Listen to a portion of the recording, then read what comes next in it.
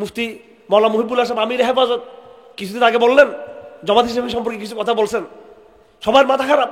হ্যাঁ, হুজুর কি করলো এটা? হুজুর এত বড় একটা ঐক্যের সময়ে হুজুর এখন অনৈক্য কেন তৈরি করলো? আরে ভাই, আমাদের বুজুর্গদের দিনের ভিতরে কিন্তু, কলিজার ভিতরে কিন্তু নজর আছে, চোখ আছে, ওরা দেখেন। এই মুহিবুল্লাহ সাহেব বিগত 16 বছর আওয়ামী লীগের আমলে একবারও জামাত ইসলামের বিরুদ্ধে বলছেন? বলেন। জামাতের বিপদের সময় তিনি জামাতের পক্ষে ছিলেন নাকি বিপক্ষে ছিলেন? বলেন না আপনারা। পক্ষে ছিলেন তিনি। 17 বছর মাওলানা মুহিবুল্লাহ সাহেব জামাতের বিরুদ্ধে একটা কথা বলেন নাই, তারা তখন বিপদে ছিল। আর এখন ক্ষমতার পট পরিবর্তন, নিশ্চয়ই এদের কোনো ইসলাম দরকার ছিল। যেমন আমি দেখতেছি পাগল হয়ে গেছে নির্বাচনের জন্য ওনারা, এখন ঐক্য বলতেছে। এখন তো নির্বাচন আসলে ক্ষমতার সময় ঐক্য, এর আগে ঐক্য ছিল না কেন? ওলা আমরা কি তোমাদের এই যুদ্ধাপরাধের বিচারের সময় ওনাদের রক্ষা করার জন্য এবং ওনাদের প্রতি জুলুম হয়েছে তার জন্য আমরা ওলামায়ে কেরামকে আমরা মাঠে নামি নেই? আমরা ওলামায়ে কেরাম 16 বছর জামাত ইসলামের সাথে থেকে আওয়ামী লীগের বিরুদ্ধে তারা লড়াই করছে, এটাকে ভুলে গেলেন? আর একজন মুরব্বী হিসেবে একটা কথা বলছে, এটা দোষ হয়ে গেল এত বড় একটা কথা। মুরব্বী কেন বলছেন সেটা আমাদের বুঝতে হবে। আপনাদের অনেকের খারাপ লাগবে কথাটা বলতেছি, মুরব্বীদের অন্তর কোনো বিদ্বেষ নেই, হিংসা নাই।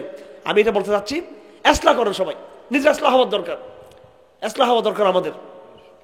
একবার আমরা যে মনে করতেছি আমরা হাসিনা বিরোধী লড়াই করে আমরা একবার পবিত্র হয়ে গেছি, আমরা হাসিনার বিরুদ্ধে লড়াই করে আমরা ক্ষমতার লোভ, আমরা ক্ষমতার স্বপ্ন দেখতেছি। এখন হাসিনাকে বিতাড়িত হয়ে কমপক্ষে 20 জন আলেম এখন এমন আছে, আমাদের নাম বলতেছি না, এখন সবাই এমপি হওয়ার স্বপ্ন দেখতেছে। এখন আমরা নিজেরা এমপি হওয়ার জন্য হাসিনাকে পতন ঘটিয়েছি নাকি বাংলাদেশকে ইসলামী রাষ্ট্র করার জন্য,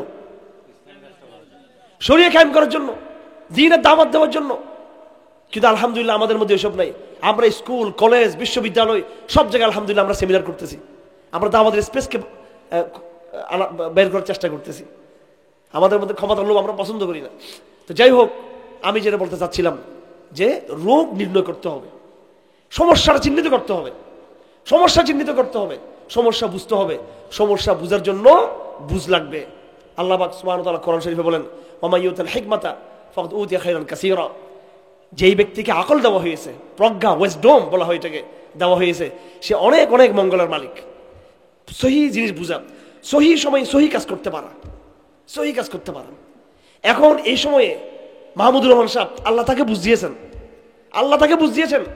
উনি স্পষ্ট বলেছেন যে এখন আমাদের ক্ষমতায় যাওয়ার স্বপ্ন দেখে লাভ নাই, বরং এই গর্তের ভিতরে ঢুকে গেছে সাপ কতগুলো। ধরেন আমি ঘরে সাপ দেখলাম, 7-8টা সাপ আছে, একটা সাপকে মেরে ফেলছি, আর এই মাছ দেখে বাকি 5-6টা সাপ ঘরের ভিতরে গর্তে ঢুকে গেছে। ঠিক আছে, গর্তে ঢুকে যাওয়ার পরে এবার আমি বলতেছি যাক, সাপ তো আর দেখা যাচ্ছে না কোন দিকে ঢুকে গেছে। এখন আমি লাইটটা অফ করে আমি ঘুমিয়ে পড়লাম। এটা কি বুদ্ধিমানের কাজ হবে? এটা বুদ্ধিমানের কাজ হবে?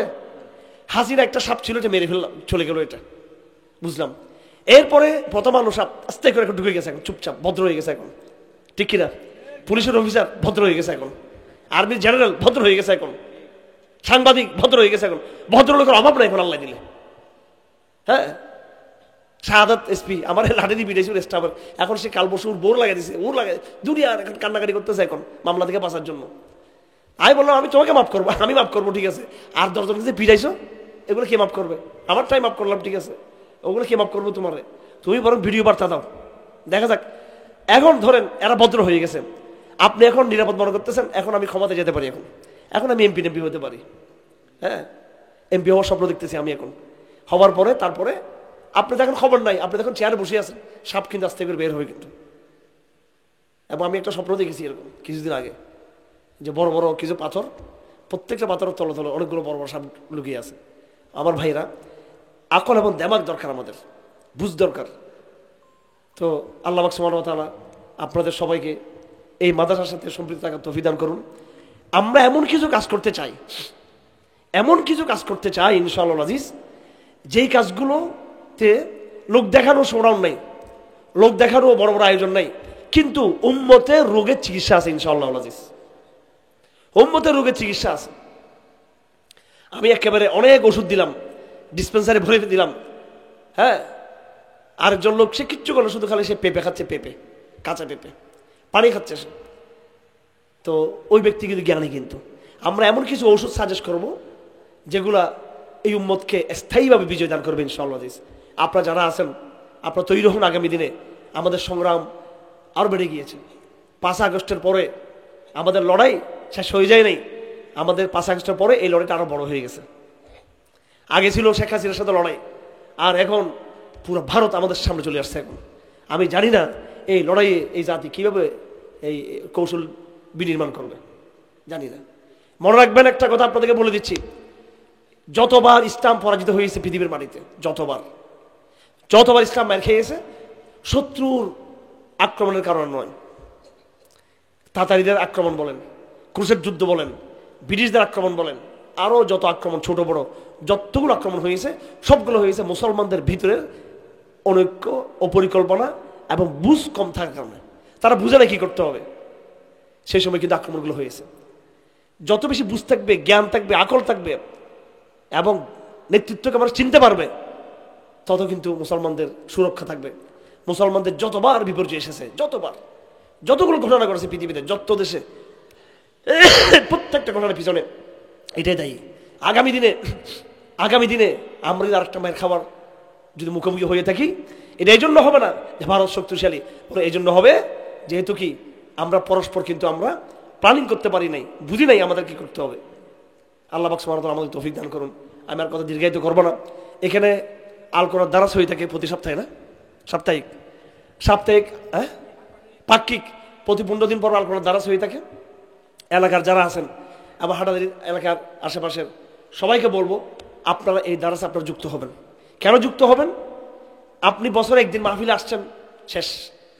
কিন্তু ভারত কিন্তু ধেয়ে আসতেছে, কিন্তু পার্বত্য চট্টগ্রাম থেকে এমন বিপদ নামবে আপনাদের উপরে, তখন লুঙ্গিটাও সাথে নিতে পারবেন কিনা আল্লাহ জানে। ল্যাংটা দৌড়তে হবে তখন।